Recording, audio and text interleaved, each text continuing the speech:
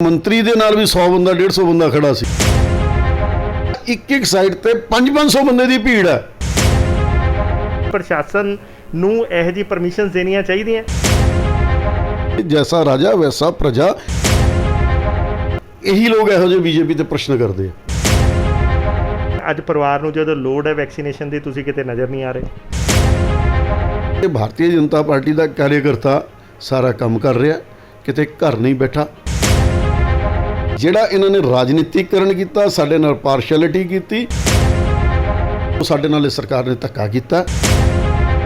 जन हितैषी देख रहे दर्शकों का स्वागत है जन जन की बात जन हितैषी के साथ। दोस्तों मैं संदीप शर्मा एक बार फिर रूबरू हो रहा तो अज का जोड़ा साडा मामला है वो है हिंसक घटना। जी हाँ, संडे के दिन दो राजनीतिक पार्टियां दे विच लुधियाना शहर दे विच एक हिंसक घटना हो गई है और हिंसक घटना जिहड़ी हुई है MLA सिमरजीत सिंह जिहड़े बैंस हैगे है ते अकालियां दे यूथ प्रधान गोशा, ये दोनों दे विच झड़प हो जाती है तो ये सारियां दे विच ਜਿਹੜਾ ਮਾਮਲਾ ਹੈ ਸ਼ਹਿਰ ਦੇ ਵਿੱਚ ਚਰਚਾ ਸ਼ੁਰੂ ਹੋ ਜਾਂਦੀ ਹੈ ਕਿ ਕਰਫਿਊ ਲੱਗਾ ਹੈ, ਧਾਰਾ 144 ਲੱਗੀ ਹੈ। ਇਹ ਸਾਰਿਆਂ ਦੇ ਵਿੱਚ ਲਾਅ ਐਂਡ ਆਰਡਰ ਕਿੱਥੇ ਹੈ? ਜੀ ਹਾਂ, ਇਹ ਸਾਰੇ ਮੁੱਦੇ ਤੇ ਅਸੀਂ ਜਿਹੜਾ ਪ੍ਰਤੀਕਿਰਿਆ ਲੈਣ ਪਹੁੰਚੇ ਹਾਂ ਕਿ ਕੀ ਹੈ। ਜਿਹੜੇ ਬੀਜੇਪੀ ਲੁਧਿਆਣਾ ਦੇ ਪ੍ਰਧਾਨ ਹੈਗੇ ਆ ਪੁਸ਼ਪਿੰਦਰ ਸਿੰਘਲ ਜੀ, ਇਹਨਾਂ ਨੂੰ ਪੁੱਛਦੇ ਹਾਂ ਕਿ ਇਹਨਾਂ ਦਾ ਕੀ ਕਹਿਣਾ, ਕੀ ਰਾਏ ਹੈ। ਨਮਸਕਾਰ ਸਰ। ਨਮਸਕਾਰ ਜੀ। ਦੇਖੋ, ਜੋ ਇਸ ਵੇਲੇ ਪੰਜਾਬ ਦੀ ਸਥਿਤੀ ਹੈ, ਖਾਸ ਕਰ ਲੁਧਿਆਣੇ ਦੀ ਸਥਿਤੀ ਹੈ, ਵਾਤਾਵਰਣ ਬਹੁਤ ਖਰਾਬ ਹੈ ਜੀ। ਲੋਕ ਘਰਾਂ ਚੋਂ ਨਿਕਲਣ ਨੂੰ ਤਿਆਰ ਨਹੀਂ ਜੀ। ਜਿਹੜੀਆਂ ਹਸਪਤਾਲਾਂ 'ਚ ਮੌਤਾਂ ਹੁੰਦੀਆਂ ਉਹਨਾਂ ਦੀ ਤਾਂ ਗਿਣਤੀ ਆ ਜਾਂਦੀ ਹੈ, ਲੇਕਿਨ ਉਹਦੇ ਇਲਾਵਾ ਜਿਹੜੇ ਇਹ ਕੈਟੇਗਰੀ ਦੇ ਪੇਸ਼ੈਂਟ ਹੈ ਉਹਨਾਂ ਦੀ ਵੀ ਮੌਤ ਇੰਨੀ ਹੋ ਰਹੀ ਹੈ ਕਿ ਉਹਦਾ ਅੰਕੜਾ ਗਿਣਿਆ ਨਹੀਂ ਜਾ ਸਕਦਾ। ਔਰ ਸ਼ਮਸ਼ਾਨਾਂ ਚਲੇ ਜਾਓ, ਜਿਹੜੇ ਸ਼ਮਸ਼ਾਨ 'ਚ ਡੇਲੀ 7-8 ਤੋਂ ਵੱਧ ਕ੍ਰਿਮੇਸ਼ਨ ਨਹੀਂ ਹੁੰਦੀਆਂ ਸੀਗੀਆਂ, ਅੱਜ ਉਹ ਸਵੇਰੇ 11 ਵਜੇ ਜਦੋਂ ਆਈਏ ਤਾਂ ਆਪਾਂ 10-12 ਉੱਥੇ ਸਲੈਬਸ ਲੱਗੀਆਂ ਹੋਈਆਂ ਤੇ ਲੋਕ ਲੇਟੇ ਹੋਏ, ਉਹਨਾਂ ਦੀ ਕ੍ਰਿਮੇਸ਼ਨ ਹੋ ਰਹੀ ਹੈ ਔਰ ਕੁਝ ਵੇਟਿੰਗ ਵੀ ਹੈ।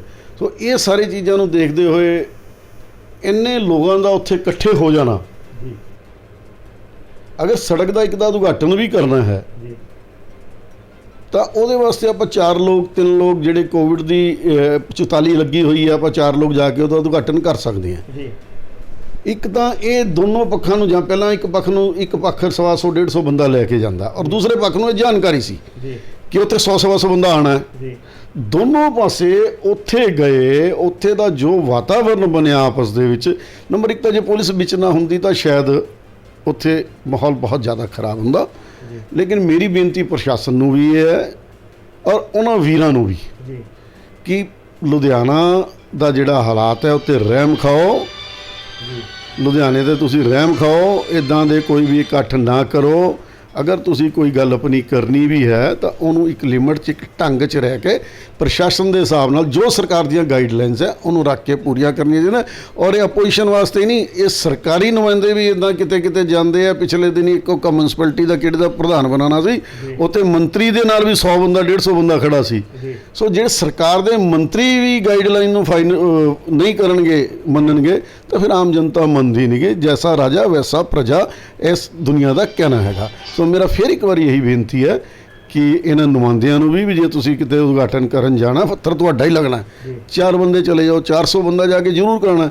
ਔਰ ਦੂਸਰੇ ਪਾਸਿਓਂ ਵੀ ਇਸ ਤਰ੍ਹਾਂ ਦੀ ਮੰਦਭਾਗੀ ਘਟਨਾ ਨਹੀਂ ਹੈ ਅਤੇ ਨਿੰਦਨੀय ਹੈ। ਕੀ ਪ੍ਰਸ਼ਾਸਨ ਨੂੰ ਇਹੋ ਜਿਹੀ ਪਹਿਲੀ ਗੱਲ ਇਸ ਟਾਈਮ 'ਤੇ ਜਦੋਂ ਦੁਕਾਨਾਂ 12 ਵਜੇ ਤੱਕ ਖੁੱਲ੍ਹ ਰਹੀਆਂ, ਸਿਰਫ ਇਸੇ ਲਈ ਨਾ ਕਿ ਕੋਵਿਡ 'ਤੇ ਆਪਾਂ ਨੱਥ ਪਾਣੀ ਹੈ, ਇਹ ਚੇਨ ਤੋੜਨੀ ਹੈ, ਕਿ ਇਸ ਟਾਈਮ 'ਤੇ 12 ਵਜੇ ਤੱਕ ਜਿੱਥੇ ਦੁਕਾਨਾਂ ਖੁੱਲ੍ਹ ਰਹੀਆਂ, ਵਪਾਰ ਸਾਰਾ ਕੁਝ ਦਾਅ 'ਤੇ ਲੱਗਾ ਹੋਇਆ, ਜ਼ਿੰਦਗੀਆਂ ਦਾਅ 'ਤੇ ਲੱਗੀਆਂ ਹੋਈਆਂ, ਕਿ ਉਦਘਾਟਨ ਜ਼ਰੂਰੀ ਹੈ? ਕਿਉਂਕਿ ਜੇ ਜਿਹਨੇ ਕੰਮ ਕੀਤਾ ਹੈ, ਜਨਤਾ ਕਹਿੰਦੀ ਹੈ, ਉਹ ਤਾਂ ਸਾਨੂੰ ਪਤਾ ਹੀ ਹੈ। ਵੈਸੇ ਵੀ ਚੱਲ ਸਕਦਾ ਉਦਘਾਟਨ, ਥੋੜ੍ਹੀ ਦੇਰ ਬਾਅਦ ਵੀ ਹੋ ਸਕਦਾ। ਕੋਵਿਡ ਦੇ ਵਿੱਚ ਇੰਨੀ ਕਿਹੜੀ ਜ਼ਰੂਰਤ ਹੈ? ਕੀ ਪ੍ਰਸ਼ਾਸਨ ਨੂੰ ਇਹੋ ਜਿਹੀ ਪਰਮਿਸ਼ਨ ਦੇਣੀਆਂ ਚਾਹੀਦੀਆਂ? ਜਦ ਦੁਕਾਨਾਂ ਖੋਲ੍ਹਣ ਦੀ ਪਰਮਿਸ਼ਨ ਨਹੀਂ ਹੈ ਅਤੇ ਉਦਘਾਟਨ ਕਰਨ ਦੀ ਪਰਮਿਸ਼ਨ ਹੋਣੀ ਚਾਹੀਦੀ ਹੈ। ਇਹੀ ਗੱਲਾਂ ਤੁਸੀਂ ਬਹੁਤ ਵਧੀਆ ਸਵਾਲ ਕੀਤਾ ਭਾਈ ਸਾਹਿਬ। ਕਹਿੰਦੇ ਜੀ ਬੰਗਾਲ 'ਚ ਰੈਲੀਆਂ ਹੋਈਆਂ ਸੀ ਤਾਂ ਕਰੋਨਾ ਆ ਗਿਆ ਜੀ। ਇਹੀ ਲੋਕ ਜਿਹੜੇ ਨੇ ਜਾ ਕੇ ਗੁੰਡਾਗਰਦੀ ਕੀਤੀ, ਆਪਸ 'ਚ ਲੜੇ, ਇਹੀ ਲੋਕ ਇਹੋ ਜਿਹੇ ਬੀਜੇਪੀ ਤੇ ਪ੍ਰਸ਼ਨ ਕਰਦੇ ਆ। ਤਾਂ ਇਹਨਾਂ ਨੂੰ ਆਪਣੇ ਮੰਜੀ ਥੱਲੇ ਝਾੜੂ ਮਾਰਨੀ ਚਾਹੀਦੀ ਹੈ। ਕਰੋਨਾ ਕਿਉਂ ਆਇਆ, ਕਿੱਥੇ ਕਿਉਂ ਨਹੀਂ ਆਇਆ। ਔਰ ਜੇ ਸਰਕਾਰ ਨੇ ਜਿੰਨਾ ਸਮੇਂ ਦਿੱਤਾ ਕੋਈ ਵੀ ਬਾਜ਼ਾਰ ਖੁੱਲ੍ਹਣ ਦਾ, ਦੁਕਾਨਾਂ ਖੁੱਲ੍ਹਣ ਦਾ, ਤਾਂ ਸਾਨੂੰ ਚਾਹੀਦਾ ਅਸੀਂ ਜੋ ਵੀ ਕੰਮ ਕਰਨਾ ਬਿਨਾਂ ਭੀੜ ਇਕੱਠੀ ਕੀਤੇ ਹੋਏ ਅਸੀਂ ਉੱਥੇ ਕਰੀਏ। ਇਸ ਦੇ ਇਲਾਵਾ ਅਗਰ ਅਸੀਂ ਕਰਦੇ ਹਾਂ ਤਾਂ ਪ੍ਰਸ਼ਾਸਨ ਨੂੰ ਚਾਹੀਦਾ, ਚਾਹੇ ਕੋਈ ਵੀ ਪਾਰਟੀ ਹੋਵੇ, ਉੱਤੇ ਉੱਤੇ ਐਕਸ਼ਨ ਲੈਣਾ ਚਾਹੀਦਾ। ਅਸੀਂ ਵੀ ਕੀਤਾ ਪਿਛਲੀ ਦਿਨੀ, ਅਸੀਂ ਵੀ ਪ੍ਰੋਟੈਸਟ ਕੀਤਾ, ਲੇਕਿਨ ਬਿਲਕੁਲ ਅਸੀਂ ਸਰਕਾਰ ਦੀ ਅੰਡਰ ਗਾਈਡਲਾਈਨ ਦੇ ਅੰਦਰ ਹੋਏ। ਲੁਧਿਆਣਾ ਦੇ ਅੰਦਰ ਜਿਹੜੀ ਮਮਤਾ ਬੈਨਰਜੀ ਨੇ ਗੁੰਡਾਗਰਦੀ ਕੀਤੀ, ਬੰਗਾਲ ਦੇ ਅੰਦਰ ਸਾਡੇ ਕਾਰਜਕਰਤਾ ਮਾਰੇ, ਅਸੀਂ 104 ਥਾਂ ਤੇ ਲੁਧਿਆਣੇ 'ਚ, 113 ਥਾਂ ਤੇ ਲੁਧਿਆਣੇ 'ਚ ਧਰਨਾ ਲਾਇਆ, ਲੇਕਿਨ 4-4 5-5 ਬੰਦੇ ਪਰੇ ਖੜੇ ਹੋ ਕਰਕੇ, ਔਰ ਉਹ ਵੀ ਲਾਕਡਾਊਨ ਦੇ ਅੰਦਰ ਟਾਈਮ ਦੇ ਅੰਦਰ ਲਾਇਆ। ਇਸ ਕਰਕੇ ਸਾਨੂੰ ਧਿਆਨ ਰੱਖਣਾ ਚਾਹੀਦਾ। ਸਰ ਇੱਕ ਹੋਰ ਚੀਜ਼ ਦੱਸੋ, ਕੋਵਿਡ ਚੱਲ ਰਿਹਾ ਹੈ, ਸਾਰੇ ਇਸ ਟਾਈਮ ਕੈਂਪ ਲੱਗ ਰਹੇ ਆ, ਵੈਕਸੀਨੇਸ਼ਨ ਕੈਂਪਸ ਲੱਗ ਰਹੇ ਆ, ਇਹ ਸਾਰੇ ਟਾਈਮ 'ਚ ਬੀਜੇਪੀ ਕਿੱਥੇ ਹੈ? ਬੀਜੇਪੀ ਆਪਣੇ ਵਰਕ ਜਿਹੜੇ ਸ਼ਹਿਰ ਦੇ ਲੋਕਾਂ ਨੂੰ ਹੈ ਵੈਕਸੀਨੇਸ਼ਨ ਕੈਂਪਸ ਨਹੀਂ ਲਗਾ ਰਹੀ, ਨਹੀਂ ਦਿਖ ਰਹੀ, ਇਹ ਕਿਉਂ? ਮੇਰਾ ਇਲਾਕਾ, ਮੇਰਾ ਪਰਿਵਾਰ ਜਿਹੜਾ ਹੁੰਦਾ ਇੱਕ ਟੀਮ ਹੈ, ਬੀਜੇਪੀ ਏਡੀ ਵੱਡੀ ਪਾਰਟੀ ਹੈ, ਤੁਹਾਡਾ ਇਹ ਪਰਿਵਾਰ ਨਹੀਂ ਹੈ? ਅੱਜ ਪਰਿਵਾਰ ਨੂੰ ਜਦੋਂ ਲੋੜ ਹੈ ਵੈਕਸੀਨੇਸ਼ਨ ਦੀ, ਤੁਸੀਂ ਕਿਤੇ ਨਜ਼ਰ ਨਹੀਂ ਆ ਰਹੇ? ਦੇਖੋ,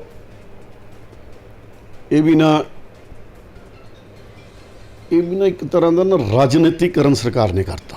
ਅੱਛਾ ਜੀ।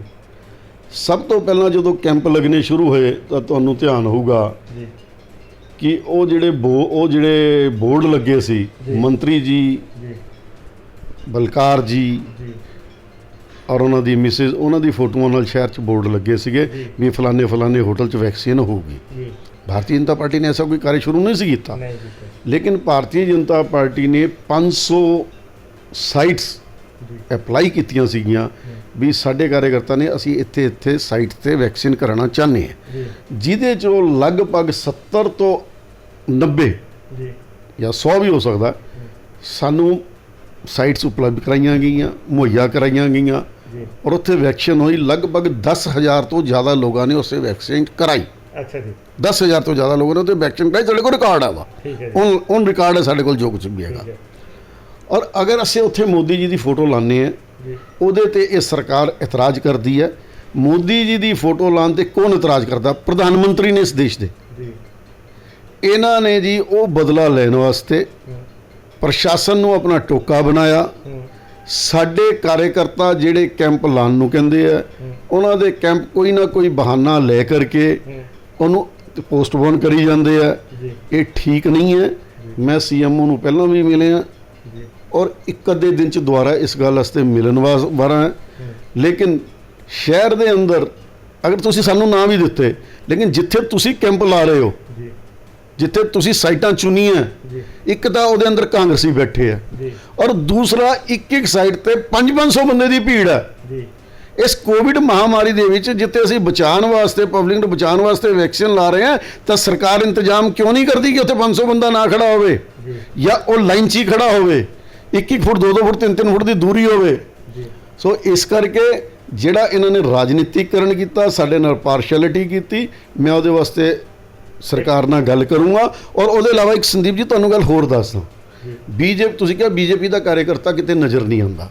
ਬੀਜੇਪੀ ਦਾ ਕਾਰਜਕਰਤਾ ਲੱਗਿਆ ਹੋਇਆ, ਸੇਵਾ ਇੱਕ ਹੀ ਸੰਗਠਨ ਇੱਕ ਅਸੀਂ ਬਣਾਇਆ ਹੈਗਾ, ਉਹਦੇ ਅੰਦਰ ਲਗਭਗ 150 ਲੋਕਾਂ ਨੂੰ ਅਸੀਂ ਬੈੱਡ ਪ੍ਰੋਵਾਈਡ ਕਰਾ ਚੁੱਕੇ ਹਾਂ। ਉਹਦੇ 'ਚ ਵੈਂਟੀਲੇਟਰ ਵਾਲੇ ਬੈੱਡ ਵੀ ਹੈ। ਉਹਦੇ ਇਲਾਵਾ ਰੈਮਡੇਸਿਵਿਰ ਦੇ ਇੰਜੈਕਸ਼ਨ ਜਿਹੜੇ ਹੁਣ ਤਾਂ ਸ਼ਾਇਦ ਉਪਲਬਧਤਾ ਕਿਤੇ ਸ਼ੁਰੂ ਹੋ ਗਈ, ਨਹੀਂ ਸੀ ਤਾਂ ਸਾਡੇ ਕਾਰਜਕਰਤਾ ਨੇ ਲਗਭਗ 400 ਤੋਂ 500 ਇੰਜੈਕਸ਼ਨ ਉਪਲਬਧ ਕਰਾਇਆ ਪੂਰੇ ਕੰਟਰੋਲੇਟਾਂ ਦੇ ਅੰਦਰ, ਲਿੱਤੇ ਨਹੀਂ, ਸੇਵਾ ਕੀਤੀ। ਜਗ੍ਹਾ ਜਾ ਕੇ ਅਸੀਂ ਲੁਧਿਆਣੇ ਦੇ ਅੰਦਰ ਅੱਜ 15,000 20,000 ਤੋਂ ਉੱਤੇ ਮਾਸਕ ਵੰਡ ਚੁੱਕੇ ਹਾਂ। ਸਾਡਾ ਯੁਵਾ ਮੋਰਚਾ ਦਾ ਪੂਰਾ ਪੈਨਲ, ਅੱਜ ਸਾਨੂੰ ਕਹੋ ਕਿ 300 ਬੰਦਿਆਂ ਲਈ ਬਲੱਡ ਦੀ ਜ਼ਰੂਰਤ ਹੈ, ਬਲੱਡ ਦੇਣ ਨੂੰ ਸਾਡਾ ਯੁਵਾ ਮੋਰਚਾ ਤਿਆਰ ਕਰੋ। ਪਿਛਲੇ ਦਿਨੀ 2 ਦਿਨ ਪਹਿਲਾਂ ਸਾਡਾ ਯੁਵਾ ਮੋਰਚਾ ਜਾ ਕੇ CMC 'ਚ ਬਲੱਡ ਦੇ ਗਿਆ। ਮਹਿਲਾ ਮੋਰਚਾ ਨੂੰ ਅਸੀਂ ਕੰਮ ਦਿੱਤਾ ਹੋਇਆ ਹੈ ਕਿ ਉਹ ਮਾਸਕ ਤਿਆਰ ਕਰਕੇ ਵੰਡਣ। ਮਹਿਲਾ ਮੋਰਚਾ ਅਲੱਗ ਤੌਰ 'ਤੇ ਮਾਸਕ ਤਿਆਰ ਕਰਕੇ ਵੰਡ ਰਹੀ ਹੈ। ਔਰ ਉਹਦੇ ਇਲਾਵਾ ਇਸ ਕੋਵਿਡ ਦੇ ਅੰਦਰ ਜਿਹੜੇ ਇਹ ਕੈਟਾਗਰੀ ਦੇ ਲੋਕ ਹੈ, ਪੂਰਾ ਦਾ ਪੂਰਾ ਪਰਿਵਾਰ ਕੁਆਰੰਟਾਈਨ ਹੋ ਜਾਂਦਾ ਘਰ ਦੇ ਅੰਦਰ, ਉਹਨਾਂ ਦੇ ਵਾਸਤੇ ਭੋਜਨ ਦੀ ਵਿਵਸਥਾ ਕਰਨੀ ਪੈਂਦੀ ਹੈ। ਤਾਂ ਯੁਵਾ ਮੋਰਚਾ ਔਰ ਭਾਰਤੀ ਜਨਤਾ ਪਾਰਟੀ ਦੇ ਕਾਰਜਕਰਤਾ ਨੂੰ ਜਿਹੜਾ ਵੀ ਬੁਲਾਉਂਦਾ, ਜਿੱਥੇ ਵੀ ਉਹਨਾਂ ਨੂੰ ਪਤਾ ਹੈ, ਤਿੰਨੇ ਟਾਈਮ ਦਾ ਖਾਣਾ ਅਸੀਂ ਮੁਹੱਈਆ ਕਰਾਉਂਦੇ ਹਾਂ। ਸਵੇਰੇ ਬ੍ਰੇਕਫਾਸਟ, ਦੁਪਹਿਰੇ ਰੋਟੀ, ਫਿਰ ਰਾਤ ਨੂੰ ਰੋਟੀ।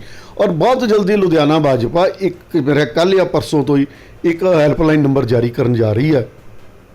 ਉਸ ਹੈਲਪਲਾਈਨ ਨੰਬਰ ਦੇ ਅੰਡਰ ਜਿਹੜਾ ਵੀ ਕਾਰਜਕਰਤਾ, ਜਿਹੜਾ ਵੀ ਪੇਸ਼ੈਂਟ ਜੋ ਵੀ ਸਾਡੇ ਤੋਂ ਡਿਮਾਂਡ ਕਰੂਗਾ, ਅਸੀਂ ਉਹਨੂੰ ਪੂਰੀ ਕਰਨ ਦੀ ਕੋਸ਼ਿਸ਼ ਕਰਾਂਗੇ। ਔਰ ਭੋਜਨ ਵਾਸਤੇ ਤਾਂ ਅਸੀਂ ਚਾਹੇ ਸਾਨੂੰ ਅੱਧੀ ਰਾਤੀ ਟੈਲੀਫੋਨ ਆਵੇ, 11 ਵਜੇ ਯੁਵਾ ਮੋਰਚਾ ਦੇ ਕਾਰਜਕਰਤਾ ਜਾ ਕੇ ਭੋਜਨ ਦੇ ਕੇ ਆ ਰਹੇ, ਸਵੇਰੇ 7 ਵਜੇ ਵੀ ਜਾ ਰਹੇ। ਇਸ ਕਰਕੇ ਭਾਰਤੀ ਜਨਤਾ ਪਾਰਟੀ ਦਾ ਕਾਰਜਕਰਤਾ ਸਾਰਾ ਕੰਮ ਕਰ ਰਿਹਾ, ਕਿਤੇ ਘਰ ਨਹੀਂ ਬੈਠਾ, ਲੋਕਾਂ ਦੇ ਵਿੱਚ ਹੈ। ਕੈਂਪਾਂ ਵਾਲੀ ਜਿਹੜੀ ਗੱਲ ਹੈ ਉਹ ਸਾਡੇ ਨਾਲ ਇਹ ਸਰਕਾਰ ਨੇ ਧੱਕਾ ਕੀਤਾ। ਉਹਦੇ ਵਾਸਤੇ ਮੈਂ ਸਵੇਰੇ ਹੋ ਸਕਦਾ ਕੱਲ੍ਹ ਹੀ ਡੀਸੀ ਨੂੰ ਔਰ ਆਪਣੇ ਸੀਐਮਓ ਨੂੰ ਮਿਲੂੰਗਾ। ਜਿਹੜੇ ਸੀਐਮਓ ਜਾਂ ਡੀਸੀ ਸਾਹਿਬ ਉਹਨਾਂ ਦਾ ਹੋਰ ਵੀ ਜਿਹੜੇ ਪਾਰਟੀਆਂ ਹੈਗੀਆਂ ਉਹ ਤਾਂ ਇਹ ਕਹਿੰਦੇ, ਐਡਮਿਨਿਸਟ੍ਰੇਸ਼ਨ ਦਾ ਤਾਂ ਕਹਿਣਾ ਇਹ ਹੈ ਕਿ ਇਹ ਕੈਂਪ ਅਸੀਂ ਲਗਾਏ ਹੈ, ਕਾਂਗਰਸ ਵਾਲੇ ਆਪੇ ਆ ਕੇ ਉੱਥੇ ਸੇਵਾ ਕਰ ਰਹੇ, ਬੀਜੇਪੀ ਵਾਲੇ ਨਹੀਂ ਆ ਰਹੇ। ਸੋ ਇਹਦੇ 'ਚ ਕਿਉਂ ਨਹੀਂ ਜਿੱਥੇ ਵੀ ਕੈਂਪ ਲੱਗ ਰਿਹਾ, ਕਿਉਂਕਿ ਉਹ ਤਾਂ ਸੀਐਮਓ ਦੇ ਅੰਡਰ ਲੱਗ ਰਿਹਾ, ਉਹ ਰਾਤ ਨੂੰ ਡਿਸਾਈਡ ਕਰ ਦਿੰਦਾ ਹੈ। ਵਿਪਕਸ਼ ਇਹ ਵੀ ਕਹਿੰਦਾ ਕਿ ਉੱਥੇ ਤੁਸੀਂ ਪਹੁੰਚਦੇ ਹੀ ਨਹੀਂ ਆ, ਇਸ ਲਈ ਉਹ ਇਕੱਲੇ ਨਜ਼ਰ ਆਉਂਦੇ। ਐਸਾ ਨਹੀਂ ਹੈਗਾ, ਕਹਿਣ ਨੂੰ ਕੋਈ ਜੋ ਮਰਜ਼ੀ ਕਹੀ ਜਾਵੇ, ਲੇਕਿਨ ਕਾਂਗਰਸੀ ਕਿੰਨੀ ਸੇਵਾ ਕਰਦੇ ਆ ਔਰ ਭਾਜਪਾ ਕਿੰਨੀ ਸੇਵਾ ਕਰਦੀ ਹੈ। ਅਸੀਂ ਕਾਂਗਰਸ ਵਾਲਿਆਂ ਤੋਂ ਕਿਸੇ ਤੋਂ ਸਰਟੀਫਿਕੇਟ ਨਹੀਂ ਲੈਣਾ ਜੀ। ਭਾਜਪਾ ਦਾ ਲਕਸ਼ ਮਾਤਰ ਸੱਤਾ ਪ੍ਰਾਪਤ ਕਰਨਾ ਨਹੀਂ ਹੈ। ਸਾਡਾ ਸੇਵਾ ਔਰ ਸੰਘਰਸ਼ ਦੋ ਨਾਅਰੇ ਵੀ ਹੈ ਸਾਡੇ। ਅਸੀਂ ਜਦ ਵਿਪਕਸ਼ ਸਰਕਾਰ 'ਚ ਰਹਿੰਦੇ ਹਾਂ, ਸੇਵਾ ਕਰਦੇ ਹਾਂ, ਵਿਪਕਸ਼ ਹੁੰਦੇ ਹਾਂ, ਸੰਘਰਸ਼ ਕਰਦੇ ਹਾਂ। ਸੋ ਅਸੀਂ ਆਪਣੀ ਸੇਵਾ ਕਰ ਰਹੇ ਹਾਂ, ਲੇਕਿਨ ਅਸੀਂ ਕਿਸੇ ਵੀ ਕੈਂਪ ਦੇ ਉੱਤੇ ਜਾ ਕਰਕੇ ਸਰਕਾਰ ਜੋ ਚਾਹੁੰਦੀ ਹੈ, ਤੁਹਾਡੇ ਹਿਸਾਬ ਨਾਲ ਮੈਂ ਗੱਲ ਕਰਾਂ ਤਾਂ ਉਹ ਆਪਸ ਦੇ ਵਿੱਚ ਟਕਰਾਓ ਪੈਦਾ ਕਰਨਾ ਚਾਹੁੰਦੀ ਹੈ। ਅਸੀਂ ਇਸ ਮਹਾਮਾਰੀ ਦੇ ਸਮੇਂ ਦੇ ਵਿੱਚ ਸਾਰਾ ਵਿਸ਼ਵ ਜਿਹਨੂੰ ਜੂਝ ਰਿਹਾ, ਕਿਸੇ ਵੀ ਟਕਰਾਓ ਦਾ ਕਾਰਨ ਨਹੀਂ ਬਣਨਾ ਚਾਹੁੰਦੇ। ਲੇਕਿਨ ਆਪਣੀ ਗੱਲ ਲੈ ਕਰਕੇ ਮੈਂ ਕੱਲ ਕੋਸ਼ਿਸ਼ ਹੈ ਮੇਰੀ ਸੀਐਮਓ ਡੀਸੀ ਸਾਹਿਬ ਕੋਲ ਜ਼ਰੂਰ ਜਾਵਾਂ। ਧੰਨਵਾਦ। ਤੇ ਦੋਸਤੋ ਇਹ ਸੀਗੇ ਪੁਸ਼ਪਿੰਦਰ ਸਿੰਘਲ ਜੀ, ਜਿਨ੍ਹਾਂ ਨੇ ਬੜਾ ਕਲੀਅਰ ਕੱਟ ਕਿਹਾ, ਜਿੱਥੇ ਉਹਨਾਂ ਨੇ ਜਿਹੜੀ ਹਿੰਸਕ ਘਟਨਾ ਹੋਈ ਉਹਦੀ ਨਿੰਦਾ ਕੀਤੀ ਔਰ ਦੱਸਿਆ। ਉਹਨਾਂ ਨੇ ਰਾਜਨੇਤਾਵਾਂ ਨੂੰ ਵੀ ਕਿਹਾ ਕਿ ਇਸ ਟਾਈਮ ਸੇਵਾ ਦਾ ਟਾਈਮ ਹੈ, ਇਸ ਟਾਈਮ ਨੀਂਹ ਪੱਥਰ ਲਗਾਉਣ ਦਾ ਜਾਂ ਆਪਣੀ ਵਾਹਵਾਹੀ ਕਰਵਾਉਣ ਦਾ ਟਾਈਮ ਨਹੀਂ ਹੈ। ਸੋ ਉਹਨਾਂ ਨੂੰ, ਕਿਉਂਕਿ ਰਾਜਨੇਤਾ ਹੈ, ਤੇ ਉਹਨਾਂ ਨੂੰ ਆਪ ਵੀ ਜ਼ਿੰਮੇਵਾਰੀ ਸਮਝਣੀ ਚਾਹੀਦੀ ਹੈ। ਇੱਦਾਂ ਹੀ ਹੋਰ ਵੀ ਚੀਜ਼ਾਂ ਨਾਲ ਤੁਹਾਨੂੰ ਜਾਣੂ ਕਰਾਉਂਦੇ ਰਹਾਂਗੇ। ਦੇਖਦੇ ਰਹੋ, ਬਨੇ ਰਹੋ ਜਨ ਹਿਤੈਸ਼ੀ। ਧੰਨਵਾਦ।